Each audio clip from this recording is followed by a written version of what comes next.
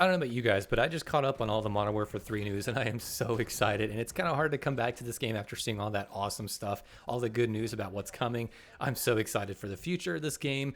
But anyway, let's get on track here. So, there was some changes that were included in a patch recently for this new update to reveal Modern Warfare 3. And among these changes, we got 3 shotgun buffs that were actually pretty cool that I do want to talk about and share with you guys my thoughts if it changed the builds at all or anything like that. So if that sounds good to you, let's go ahead and just get started. And you can check out the timestamps in the descriptions below if you want to jump to a certain point. First, I'll talk about the Lockwood 300. So if we look at the changes, you'll see it's pretty much straight buffs all on paper, which is really nice to see. This is getting a lot of love, but let's check out exactly what changed. So the close mid damage increased and the mid damage increased. That's basically your first damage drop off and the damage range after that, which I'll get into in a second. The maximum damage range increased. That's nice because that's where you deal the most damage up close. So basically it extended from about 1.8 meters or so to about the 2.3 meter mark. And again, this is all hand tested, so just keep that in mind. There's always a small bit of room for error. Now, when you're getting past that 2.3 meter range, your first drop off now extends to 7.8-ish meters. It was 7.4. Now they said they also increased the damage in this area, and I can confirm that they did in fact do it. So now you deal about 156 damage when you aim down sights with this gun, which means 2 shots, at least if you're hitting stomach and up, is completely possible now. Before we had to hit 2 headshots. Now you can get basically just 2 torso shots and bam, they're dead. But the big thing about this is you still have to aim down sights. If you're hip firing, you only deal about 117 damage, so you can't 2-shot kill with this gun if you're not fully aimed down sights past that 2.3 meter range. That is just sad to see. I was hoping that would be changed, but no, you still have to aim down sights with this thing, which is really sad to see because it just means that hipfire builds are generally just useless on this gun unless you're like point blank. So it's kind of sad to see. I was hoping they would change that or at least give it more damage so you could hit fire with it, but it is what it is. At least it's getting some love. Now past that 7.8 meter mark, it's dealing about 132 damage aimed down sights, and it's not really going to 2-shot at all, so it's kind of like a pointless change. I mean, it is nice. Like, I'm not going to say it's pointless necessarily, but it's just not very practical because that's not a range you'll be using this very often because it's not going to 2-shot, so I really don't recommend engaging people with full plates at this range. It's just not a very good idea. So overall, the changes to the Lockwood were very promising. I'm very happy with them, but I'm also a little disappointed there wasn't enough done to make it really any much better because really Dragon's Breath is still the way to go, and I really still recommend using Dragon's Breath on this shotgun. Don't really use it without it. It's just not really worth it, and it's kind of inconsistent, kind of wonky to use since you have to aim down sights. So that's pretty much it for this gun. So now I'm going to talk about the MX Guardian. So the MX Guardian also got some love, and we're seeing its maximum damage increase, which is your point blank damage, the close mid damage increase, which is the range after that, your first drop off, and mid far damage range was decreased, which is a nerf, but it's not really super noticeable. To be honest, I didn't even really bother checking because it's not really going to affect the performance of the gun that much. So up close and personal, you used to deal about 60 damage chest level if you were hitting point blank ranges. Now you're dealing about 64, which is nice to see. That's a pretty nice jump to see. It doesn't change the shots to kill. It's still going to take about 5 shots. Now that extends out to about 3 meters. That's your max damage range. And then from 3 to 3.8 meters, that's the first drop off.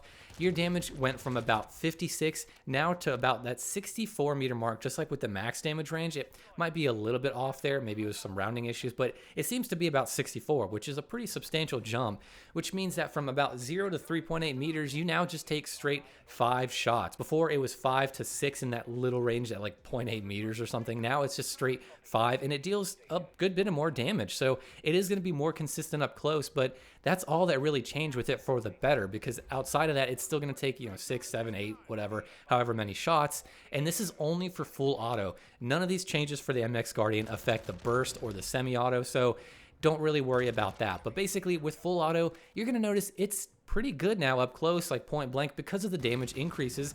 I still don't think it changes like the quote-unquote meta ways to run this gun, but it is nice to see full auto is getting a little bit of love. It felt a little bit weak, and this is definitely going to help it, especially at point blank ranges. Now, in terms of which one you should probably be using, which build, I still recommend just using the burst one. You can use burst Dragon's Breath, does a little bit more damage, or you can use the burst just base gun, the base ammo, because your time to kill with that is ridiculously good. So I will post a picture of my preferred class for that on the screen now.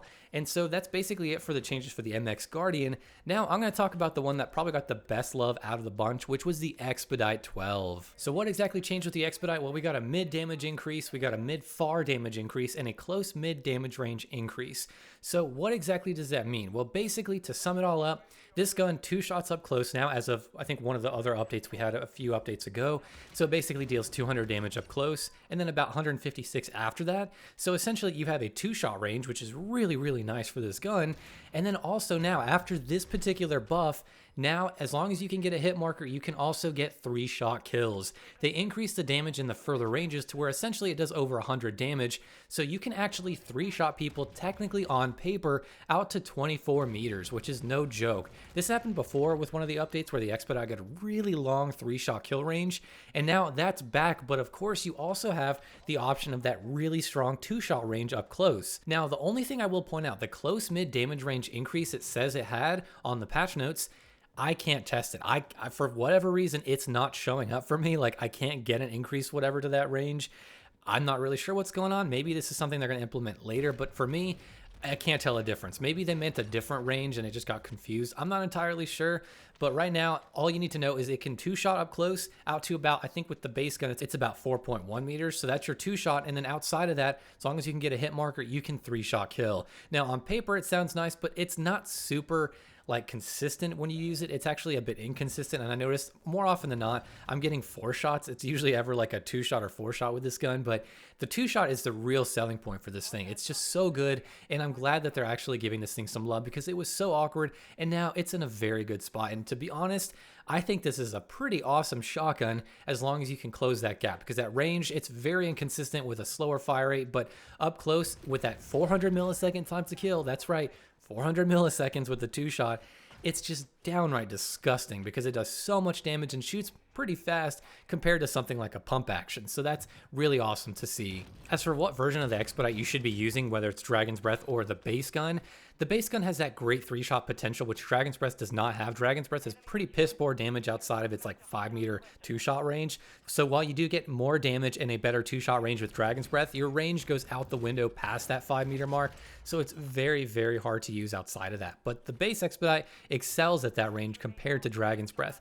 So it really comes down to personal preference. One is not necessarily better overall than the other. They balance each other well because the base one going to have a lot more range. It's going to be a lot more sturdy and a lot more consistent than Dragon's Breath at range, but Dragon's Breath, tons of damage up close, and it's just very good. Honestly, I think most people should probably be using Dragon's Breath because it's a shotgun. You're not going to be pushing range with this thing, and the range is kind of hard to push on anyway if you do use the base ammo because, like I said, it's pretty inconsistent, and it does take some skill to use this thing at those ranges. So I would say for most people, probably stick with Dragon's Breath, but if you're a little bit higher skilled, try and go for those 3-shot kills at really long ranges, and you'll be having a blast if it works out for you. So those are basically all the changes. As for my thoughts on these changes, I love it. I love to see these changes. While they weren't super substantial, I'm okay with that because it's about baby steps, right? That's what you want to do. You don't want to just all of a sudden throw a wrench in a curveball and just everything is just crazy about the gun.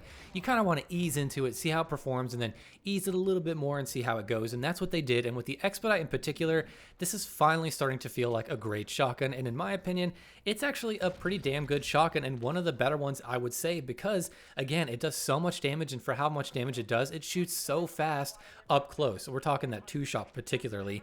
So because of that, I think it's a very good shotgun now. The MX Guardian still super solid. I don't really think I'd use it in full auto, so the changes aren't really going to help it that much, I would say, since you're still probably better off using the burst version of the gun. The Lockwood 300 still awkward. Use Dragon's Breath on that, but that's basically all the changes. So very happy to see it. Great to see that the devs are listening. I love it. With all that being said, guys, let me know down below in the comments, what do you think about these buffs? Do you think that any other shotguns need a small buff? Do you think any of them need a small nerf? Do you think the Lockwood 300 still needs more love like I do? And with all that being said, guys, I will see you in the next video. UAV overhead.